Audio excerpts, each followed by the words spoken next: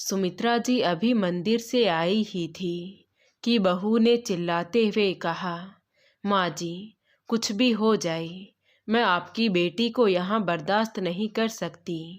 मेरे बस की बात नहीं है कि मैं रोज़ रोज़ उठकर इन लोगों के लिए खाना बनाऊं, घर का काम करूं। नौकरानी नहीं हूँ इस घर की, इसलिए जितनी जल्दी हो सके आप इन दोनों माँ बेटी की व्यवस्था कहीं और कर दीजिए, नहीं तो मैं अपने मायके चली जाऊंगी। कहते हुए बहू सोनाली गुस्से में पैर पटकती हुई अपने कमरे में चली गई। बहू की तीखी बातें सुनकर सुमित्रा जी की आंखों में आंसू आ गए। वो अपने बेटे संदीप की ओर देखने लगी कि शायद उनका बेटा कुछ कहेगा, लेकिन संदीप की बातें सुनकर तो और भी हैरान हो गई। उसने कहा, मुझे क्या देख रही हो माँ? सही तो कह रही है सोनाली। पहले से घर का सारा काम वो अकेली ही करती थी, ऊपर से ये दीदी और उसके बच्चे का बोझ, उनके खर्चे, ये सब तो हमको ही करना पड़ेगा ना। इसलिए मेरी मानो तो कुछ दिनों के बाद उसके ससुराल में बात करो या फिर इसकी कहीं और शादी कर दो, लेकिन हम इसका बोझ नहीं उठा सकते। इतना कहकर बेटा भी कमरे में चला गया और सुमित्रा जी उसे जाते हुए देखते रह गई कि बेटा भी बहू की जुबान बोल रहा है। एक बार भी उसे अपनी बहन का दुख समझ में नहीं आ रहा। ये सोचते हुए सुमित्रा जी वहीं सर पकड़कर बैठ गई। तभी उनके पति श्यामलाल जी वहां पर आए और सुमित्रा जी के कंधों पर हाथ रखते हुए बोले, क्या हुआ भाग्यवान? क्या कहा बेटे बहू ने? क्या कहा जी? जिसका हमें डर था वही हुआ।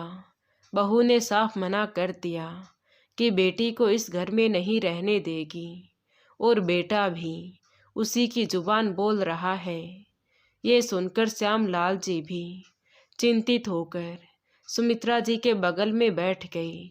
उनकी आंखों के आगे बेटी का भविष्य नाच रहा था कि बेटी के आगे पूरी जिंदगी पड़ी है और भगवान ने उसके सर पर ऐसी आफत गिरा दी। तभी रोते हुए सुमित्रा जी ने कहा, अब क्या होगा जी हमारी बेटी का? कहाँ जाएगी वो मासूम? कुछ नहीं होगा भाग्यवान, तुम चिंता मत करो, मैं हूँ ना कुछ जुगाड़ करूँगा। तुम टेंशन ना लो। कहीं ऐसा ना हो कि बेटी के बारे में सोचते सोचते तुम बीमार पड़ जाओ। अगर हम कमज़ोर हो जाएंगे तो बेटी को कौन संभालेगा? दरअसल सुमित्रा जी और श्यामलाल जी की बेटी पवित्रा की शादी को अभी 6 साल ही हुए थे कि एक दिन अचानक उसके पति की एक्सीडेंट में मौत हो गई और पवित्रा की सास ने उसे मनहूस कहते हुए घर से निकाल दिया।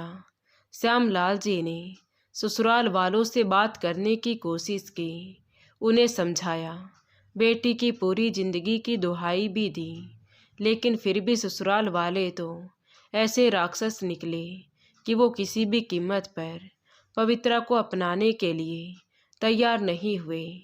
उनका साफ साफ कहना था कि जो भी लेना देना है वो ले लो, लेकिन हम इस मनहूस को अपने घर में नहीं रहने देंगे। एक तो इसने बेटी पैदा की है, दूसरा मेरे बेटे को खा गई। एक तो बेटी के ऊपर इतना बड़ा दुखों का पहाड़ गिर पड़ा था, ऊपर से बेटी के लिए इतने अपमानजनक शब्द सुनकर श्यामलाल जी और सुमित्रा जी एकदम से टूट गए थे।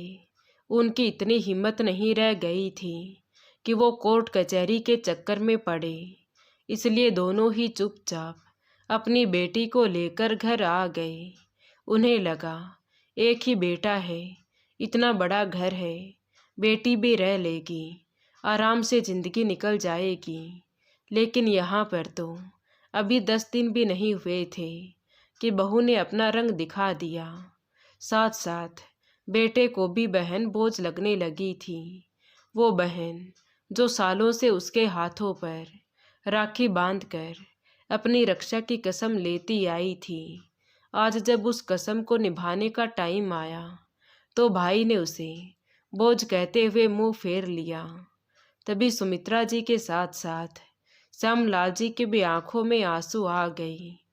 बेटी के भविष्य की चिंता जो थी, खैर धीरे धीरे समय निकलता गया और पवित्रा एक कमरे में किसी जिंदा लाश की तरह रह गई। उसे खुद की सुध नहीं थी तो बच्ची की क्या करती। सुमित्रा जी सुबह उठकर उसकी बेटी को संभालने में लग जाती। पूरा दिन उसे नहलाने में, खिलाने की, देखभाल करने की सारी जिम्मेदारी सुमित्रा जी ने अपने ऊपर ले ली थी ताकि बहू को बच्चों की वजह से कुछ कहने का मौका ना मिले। वो ज़्यादा से ज़्यादा समय बहू के साथ किचन में भी मदद करने लगी ताकि बहू ये ना कह सके कि उनकी बेटी और नाती की वजह से उनका काम बढ़ गया है। लेकिन इतना सब कुछ करने के बावजूद भी सोनाली का मुंह हमेशा बना ही रहता था। हमेशा छोटी छोटी बात को लेकर सुमित्रा जी से लड़ने लगती। धीरे धीरे एक महीना निकल गया तो एक दिन सोनाली ने कहा, माँ जी अब कब तक बैठकर ऐसे ही खिलाएंगी अपनी बेटी को? उसे भी तो कुछ काम करने के लिए बोलिए। बैठने से दुख कम थोड़ी ना हो जाएगा। घर के कामों में हाथ बटाएगी तो मन भी बहल जाएगा, मुझे भी काम में मदद मिलेगी। अरे ऐसे ही बैठे बैठे ससुराल में दुख मना रही होगी, तभी तो ससुराल वालों ने भी भगा दिया। आप माँ हो, आप बर्दाश्त कर सकती हो, लेकिन मैं नहीं। बेटी के लिए इतने अपमानजनक शब्द सुनकर सुमित्रा जी ने कहा, बहू कुछ तो शर्म किया कर। इतनी बड़ी आफत आई है उसके ऊपर और तुम्हें काम की पड़ी है। काम तो करती हूँ ना मैं, कौन से काम में हाथ नहीं बटाती तेरा।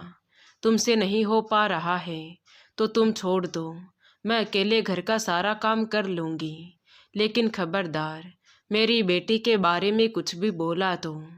अच्छा माँ जी, आप में तो बड़ी ताकत आ गई। बेटी के आने से पहले तो एक गिलास पानी लेकर पीने में भी बड़ी मेहनत लगती थी तुम्हें। अब क्या ही बोलती सुमित्रा जी। जब बहू इतना नीचे गिर जाए तो उसके साथ जुबान लड़ाने से अच्छा है कि चुप हो जाए। और उनकी इसी चुप्पी का फ़ायदा सोनाली लगातार उठाई जा रही थी। अब तो वो दिन प्रतिदिन और भी क्लेश करती गई। उसके मन में बस एक ही डर रह गया था कि पूरी जिंदगी अब पवित्रा और उसकी बेटी यहीं रहेंगी। इतने लोगों का बंधन, इतने लोगों की जिम्मेदारी अब उसे ही उठानी पड़ेगी। इसलिए वो किसी भी कीमत पर पवित्रा को यहाँ से हटाना चाहती थी। इसलिए जानबूझकर किसी न किसी छोटी छोटी बातों पर कलेश करने लगती। सब कुछ जानने के बाद एक दिन पवित्रा ने जाना भी चाहा, पर सुमित्रा जी ने उसे जाने नहीं दिया। ऐसा नहीं था कि पवित्रा अपनी भाभी की बातें नहीं सुनती थी, सुनती भी थी और समझती भी थी। लेकिन सच में बेचारी इतनी मजबूर थी कि आखिर जाए तो जाए कहाँ। ऊपर से उसकी बेटी स्कूल जाने लायक हो गई थी, उसका भी खर्चा बढ़ गया था। श्यामलाल जी की जो पेंशन आती थी वो घर खर्चे, उनकी दवाई, सुमित्रा जी की दवाई में ही चली जाती थी। इसलिए एक दिन उन्होंने अपने बेटे संदीप से कहा, बेटा जहाँ पर तुम्हारे बच्चे पढ़ते हैं वहीं पर पवित्रा की बेटी का भी दाखिला करवा दो। सारे बच्चे एक ही स्कूल में पढ़ेंगे तो हमें भी ले जाने में आसानी रहेगी। इतना सुनते ही संदीप गुस्से से बोला, पिताजी आप ये क्या बोल रहे हो? आपको पता भी है मेरे बच्चों की फीस कितनी लगती है।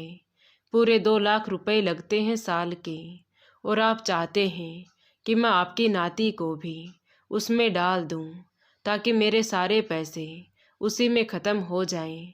मुझे इतना शौक नहीं चढ़ा है अपने पैसे बर्बाद करने का। ये सुनकर श्यामलाल जी हैरानी से देखते हुए बोले, ये तू कैसी बातें कर रहा है बेटा?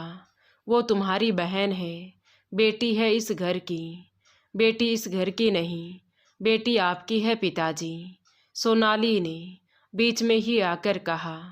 इसलिए आप पढ़ाओ उनके बच्चों को, पेंशन तो मिलती है ना आपको, उसी से पढ़ाइए। जितना बजट बनता है वैसे स्कूल में आप उसका दाखिला करवा दीजिए, लेकिन मैं अपने बच्चों के स्कूल में उसे डालकर अपनी कमाई बर्बाद नहीं करना चाहती। जाओ संदीप, तुम लेट हो रहे हो ऑफिस के लिए, इनका तो रोज का कुछ ना कुछ लगा ही रहता है। कहते हुए सोनाली ने अपने पति संदीप को ऑर्डर दिया तो संदीप भी जोरों का गुलाम तुरंत ऑफिस के लिए निकल पड़ा। एक बार भी उसने अपने पिता के चेहरे पर आए हुए दर्द को नहीं देखा। उसके जाने के बाद सोनाली भी मुंह बनाते हुए अपने कमरे में चली गई। पीछे खड़ी सुमित्रा जी सब कुछ देख रही थी। पति की इतनी बेइज्जती देख रो पड़ी वो। तो श्यामलाल जी ने कहा, रो मत सुमित्रा, तुम क्यों रोती हो? सही तो कहा है बहू ने, पेंशन तो आती है मेरी, मैं अपनी बेटी के खर्च आराम से उठा लूँगा, तुम चिंता ना करो। और नहीं भी होगा तो अभी भी मेरी हड्डियों में इतनी ताकत तो है कि मैं कोई छोटा मोटा धंधा कर लूँगा। तभी अपने माँ बाप की बातें पवित्रा ने भी सुन ली। साथ ही साथ भाई भाभी का व्यवहार भी अपनी आंखों से देख लिया था।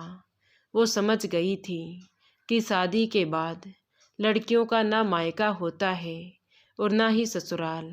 वो सबके होते हुए भी किसी की नहीं होती। उसने एक बार अपनी बेटी की ओर देखा। माँ का दिल था अपने दुख दर्द को भूल बच्ची का भविष्य उसके आंखों के सामने घूमने लगा।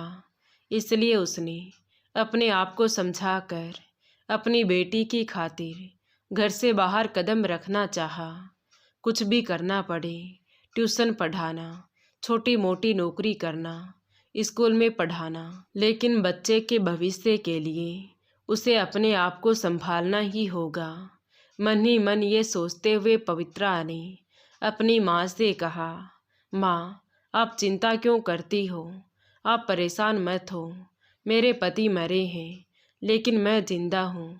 मेरी बेटी का भविष्य ऐसे बर्बाद नहीं होने दे सकती। मैं कुछ करती हूँ। मैं आज ही देखती हूँ किसी स्कूल में अगर मुझे टीचर की नौकरी मिल गई तो ठीक है, नहीं तो मैं कोई छोटी मोटी नौकरी भी ज्वाइन कर लूँगी, लेकिन अपनी बेटी को ऐसे अनाथों वाली ज़िंदगी नहीं जीने दूँगी।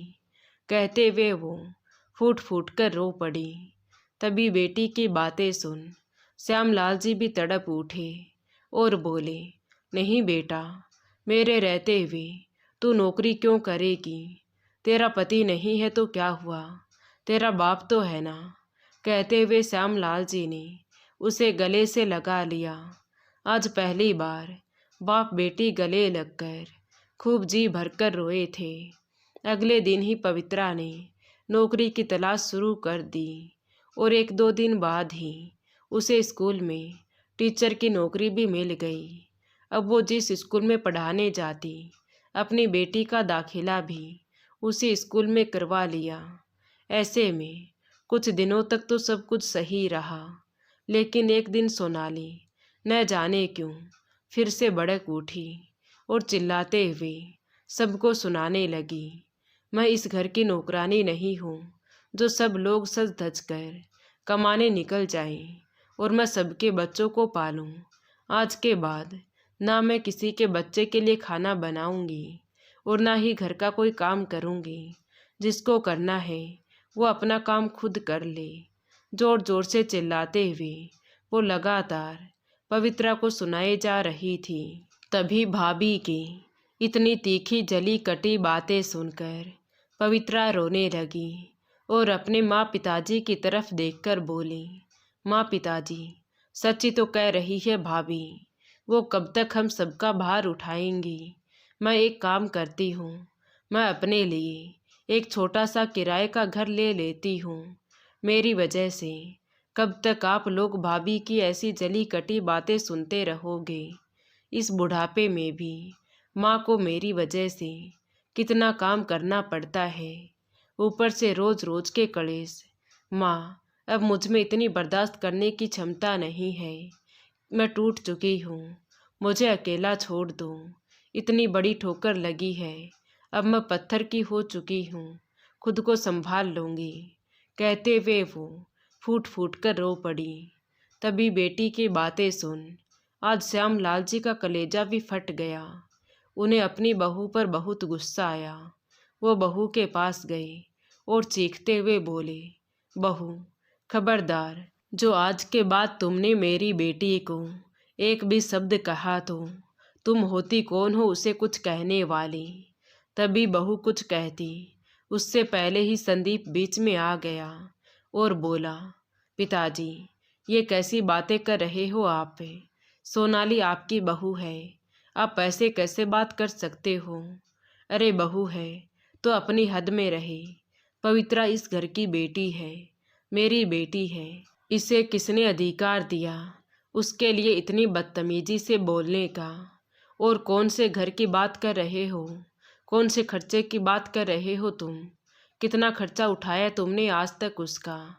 तुम लोग अपने खर्चे नहीं उठा पाए, मेरी बेटी के खर्चे कहाँ से उठाओगे? एक काम करो, तुम्हें यहाँ बहुत तकलीफ़ है ना, तुम्हें अपने मायके जाना है ना, तो जाओ, निकलो अभी के अभी मेरे घर से। पिताजी, कैसी बातें कर रहे हो आप? वो इस घर की बहू है, इस घर से क्यों जाएगी? ये उसके पति का घर है, मेरा घर है। बेटा, जैसे ये तुम्हारा घर है वैसे ही ये पवित्रा का भी घर है। जो दुख तकलीफ सह कर तुम्हारी माँ ने तुम्हें पैदा किया है, उतनी ही तकलीफ से उसने पवित्रा को भी पैदा किया है। अगर तुम हमारे बेटे हो तो वो हमारी बेटी है, उसका भी इस घर में बराबर का हक है। और सबसे बड़ी बात, ये घर तुम्हारे नाम तो है नहीं। जब तक मैं जिंदा हूँ ना ये घर तुम्हारा है और ना मेरी प्रॉपर्टी तुम्हारी है। इसलिए जिसको भी तकलीफ़ है, जिसको भी यहाँ के लोग पसंद नहीं हैं, वो अभी के अभी ये घर छोड़कर जा सकते हैं। ये मेरा घर है तो मेरी मर्जी चलेगी, मैं इसे किसे दूंगा और किसे नहीं। आज अपने पापा का ऐसा रौद्र रूप देखकर पहली बार संदीप भी चुप हो गया। डर तो सोनाली भी गई थी, लेकिन फिर भी उसने कहा, पिताजी, ये कैसी बातें कर रहे हो आप? घर पर बेटे का हक नहीं होगा तो और किसका हक होगा? सही कहा बहू तुमने, तुम्हें तो बहुत कुछ पता है, खास करके हक के बारे में कुछ ज़्यादा ही जानती हो। तो ये तो जानती ही होगी ना कि आजकल लड़कियों का भी हक बराबर का होता है, वो भी बराबर की हिस्सेदार होती हैं। जितना घर संदीप का है उतना ही घर पवित्रा का भी है। इसलिए खबरदार, आइंदा मेरी बेटी के लिए कुछ भी कहा तो तुम्हें ये घर छोड़कर जाना है, तुम बेशक जा सकती हो, कोई भी तुम्हें रोकने वाला नहीं है। लेकिन पवित्रा यही रहेगी, इसी घर में रहेगी और पूरे हक के साथ रहेगी। अगर तुम लोगों ने मुझे ज़्यादा मजबूर किया तो मैं अपनी सारी प्रॉपर्टी उसके नाम कर दूंगा या फिर आधा आधा बंटवारा कर दूंगा। श्यामलाल जी का गुस्सा देखकर सोनाली डर गई और धीरे से बोली, पिताजी, इसमें बंटवारे वाली बात कहाँ से आ गई? उसे लगा कि अगर सच में श्यामलाल जी का गुस्सा ज़्यादा बढ़ गया तो कहीं सब कुछ बेटी के नाम ना कर दें, फिर तो उसे सब चीज़ों से हाथ धोना पड़ जाएगा। इसलिए चतुर चालाक लोमड़ी ने अपना दिमाग चलाया और मीठी जुबान निकालते हुए बोली, पिताजी, अगर आप दीदी को इस घर में रखना चाहते हैं तो रखिए, हमें कोई ऐतराज़ नहीं है। सही कहा आपने, जितना हक लड़के का होता है उतना ही हक लड़कियों का भी होता है। लेकिन मुझे तो नहीं लगता कि दीदी कभी भी यहाँ पर अपना हक लेंगी। बाकी जब तक रहना चाहे वो आराम से रह सकती है। तभी बहू के मुंह से ये सुनकर श्यामलाल जी ने राहत की सांस ली। वो कौन सा बेटे बहू को बाहर निकालने वाले थे, उन्हें तो बस बहू को डराना था। इसलिए उनका तीर भी सही निशाने पर लग गया। वो तो चाहते ही थे कि पूरा परिवार मिलकर एक साथ खुशी से रहे। फिलहाल श्यामलाल जी को खुशी इस बात की थी कि बहू को कुछ तो ऐसा डर है जिससे बाकी की जिंदगी चैन से गुजर सकती है। ये तो वही कहावत हो गई कि जब घी सीधी उंगली से ना निकले तो उंगली को टेढ़ी करनी ही पड़ती है। यही हाल सोनाली का था। जब तक सब प्यार से बातें कर रहे थे तब तक तो वो कुछ भी सुनने को तैयार नहीं थी, तांडव कर रही थी। और जैसे ही श्यामलाल जी ने अपना असली रूप दिखाया तो उसकी सिट्टी बिट्टी गुम हो गई। खैर, बहू जिस भी लालच में मानी हो, श्यामलाल जी और सुमित्रा जी के लिए राहत वाली बात ये थी कि अब उनकी बेटी को कहीं अलग घर लेकर नहीं रहना पड़ेगा। वो अपने माँ बाप के साथ ही रह सकती है। तो दोस्तों, आपको ये कहानी कैसी लगी कमेंट करके ज़रूर बताएं। कहानी अच्छी लगी हो तो प्लीज़ वीडियो को लाइक करें, शेयर करें और हमारे चैनल कहानी विद देवांशी को सब्सक्राइब ज़रूर करें। Thank you.